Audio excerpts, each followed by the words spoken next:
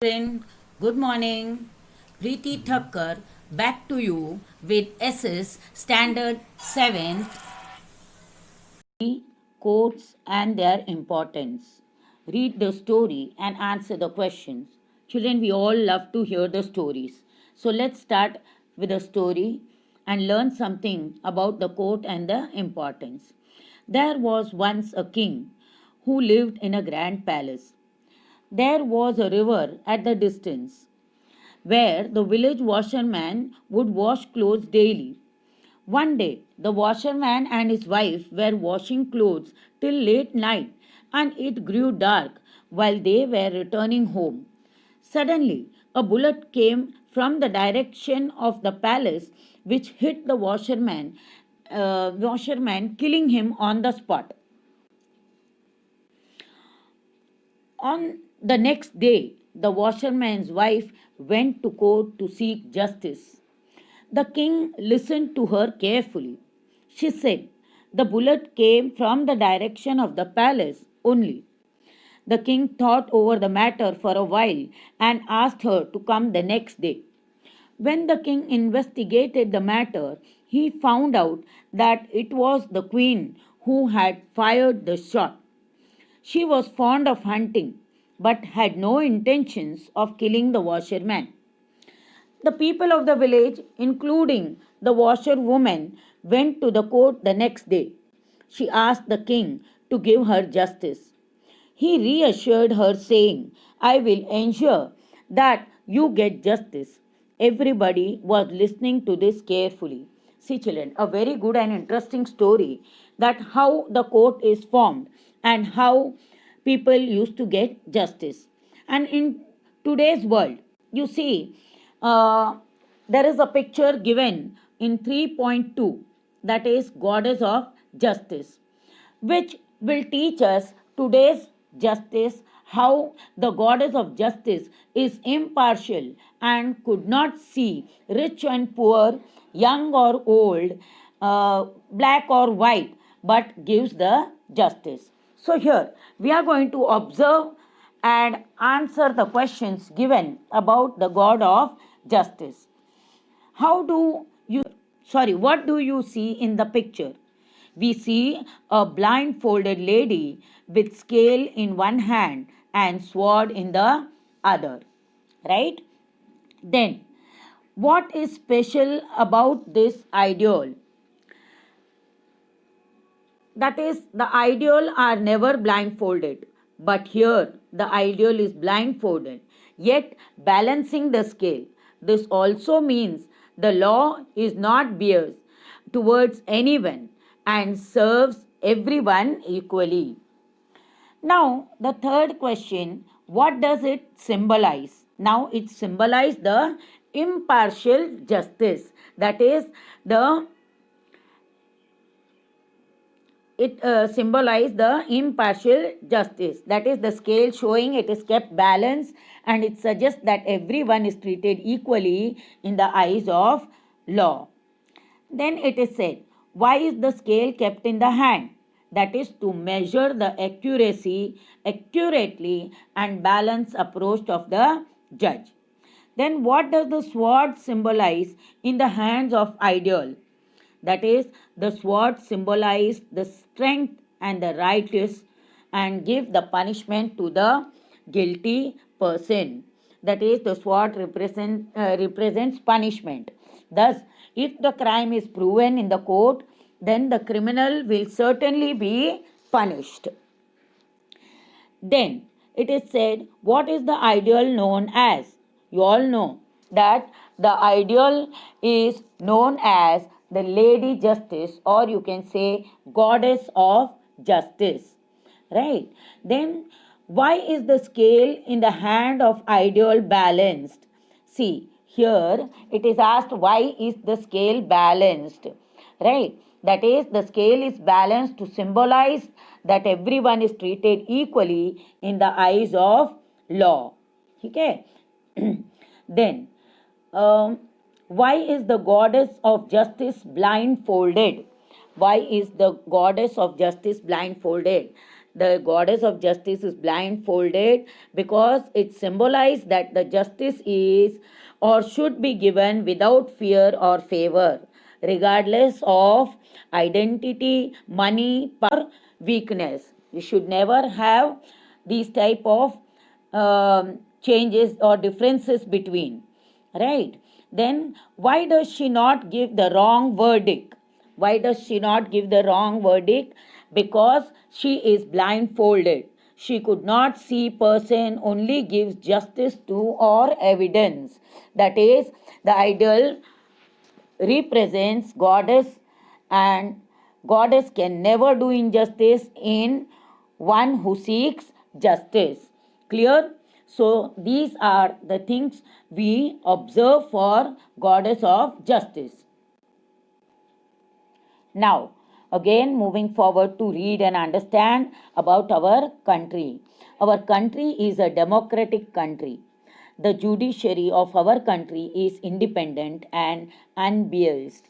Unbiased means मतलब what we say कि भाई ना इंसाफ नहीं करती. Those who do not abide by the law area considered as criminals. Such criminals deprive people of their rights. Our country has the benefits of the judiciary at all levels. There are three levels of court: taluka, district, and state level. Last year we have already learnt about all these things. These courts are known as taluka court, district court, and high court. Judgments are passed on civil and criminal cases. For the judiciary to function quickly and inexpensively, Lok Adalat have been put into practice. See children, here a picture is already given about the High Court, District Court and Taluka Court. Taluka Court is the least, and above that there is District Court, and above that there is High Court. And here it is said, India is a democratic country and judiciary of our country is independent. Those who do not abide the laws are called criminals. Abide the law means they who are not following the laws. Then, by doing crime, criminals deprive others of their rights. India has three levels of court. They are taluka court, district court, and state level courts. Supreme Court is the highest court of the country, as we had learnt last year. And our courts undertake both civil and criminal cases. Moreover, to make judiciary quick and inexpensive, Lok Adalats have been established. As I said, again here is the mentioned the same. Read and understand. The court at the lower level is Taluka court. Such courts are called trial courts. District courts are above Taluka courts, and the head of the district courts is High Court, as shown in the picture. 3.2. Sorry, about the High Court, District Court, and Taluka. Right. Then Hansaba's land. This was once a landlord in small town, whom everyone was afraid of. He owned a majority of land in the town. There was an old lady, Hansaben, whose farm was near this land. The landlord gradually started capturing the land nearby. Slowly and steadily, the landlord encroached upon the half of Hansaben's territory, her farm, and did not give her the land or money in return. Thus, in order to get back her land, Hansaben filed a case in Taluka court. Both the landlord and as well as Hansaben presented their arguments in the courts. The judge heard their arguments and gave the verdict in the favor of Hansaben. Verdict means decision. See children, here there was a land, it belonged to Hansaben, and the landlord who was living beside started capturing the land, and slowly he tried to capture the whole part of Hansaben's land. And then Hansaben tried to filed the case in Taluka court, and both were called for the arguments in the court. And then the judge had heard the arguments and was to give the decisions in the court in favor of Hansabe. Now, learn about High Court. The highest court in our country is the Supreme Court. Every state has High Court. High Court is our state is in Ahmedabad. The jurisdiction of our courts of all states is decided by the High Court. All the High Courts are uniform and are called Court of Records. There are other judges to help the main judge at the High Court. Anyone has the right to appeal in the High Court for public welfare. However, if anyone appeals for the wrong reasons and wastes the court time, he or she could be punished. So, here we all know, we have already learnt last year about the High Court in our country. So, we all know that every state have a High Court, and High Court is above all the courts of state. The jurisdiction of each High Court is within its states. All the High Courts of every state are at the same level. High Courts are also called Courts of Records. And over and above the main judge, there are additional judges to help the main judge in taking decision. Anyone can file the case in High Court. However, if the court feels that the wrong appeal is being made by a person by filing a case, then that person can also be punished. The one who made the wrong appeal. The High Court judge takes the oath before the governor. He have to take the oath before the governor that he will do no wrong to the people. Now, moving forward towards judgment of Gabbar. There was a village called Ranpur. The head of that village was Lalji Mukhi. It was winter. One day, while returning home from the farm late in the evening, a car suddenly stopped near him. A few men got down from the car, attacked him, and left him badly injured. The person who attacked him was known as Rufian Gabbar. Mukhi filed a case against Gabbar and got him arrested. Gabbar was asked to remain present in the court.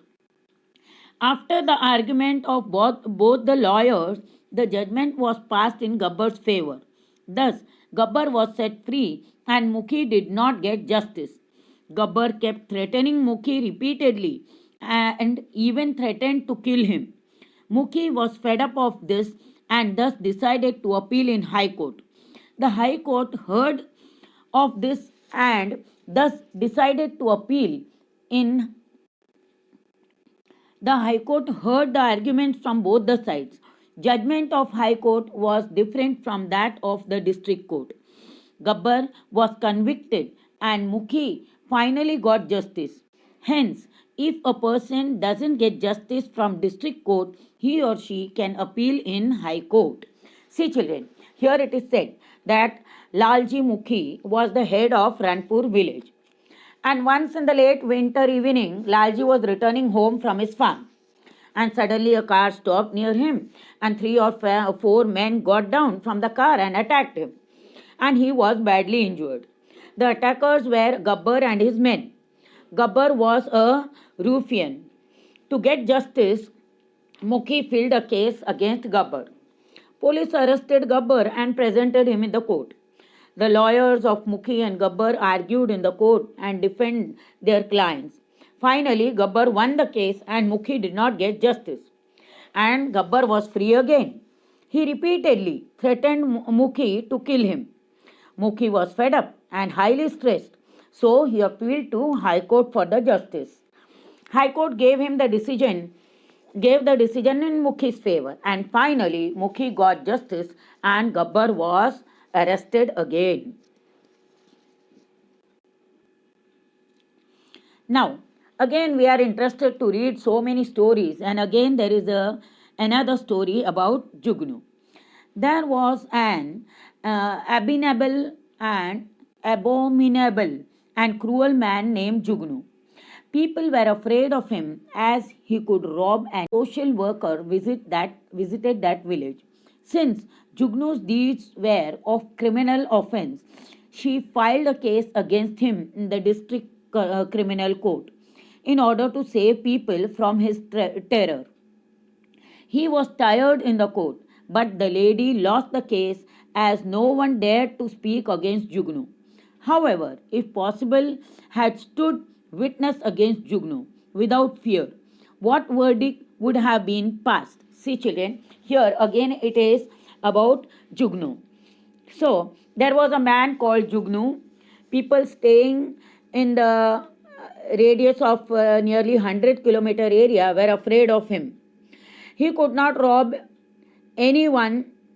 He could rob anyone and kill anybody. The lady was a social worker, came to a village one day. She complained in the court against Jugnu and to save people from his terror. And then the case was heard in the court, but nobody dared to speak against him. Everybody was afraid of him. The lady lost the case because people were afraid of him. If people had stood witness against him without any fear, what would happen? He would get the justice. Right? So, Jugnu was a well known criminal. If people would have supported the lady social worker in the court and spoke against Jugnu, then Jugnu would have lost the case. The judge would then punish Jugnu and send him to jail. But this way, Jugnu's terror would have ended and people could live peacefully. But here, just because Jugnu was supported by the court, then he would continue his terror again. So here we learned something about a person named Jugnu. And here we end our chapter. Bye. See you then with the next chapter.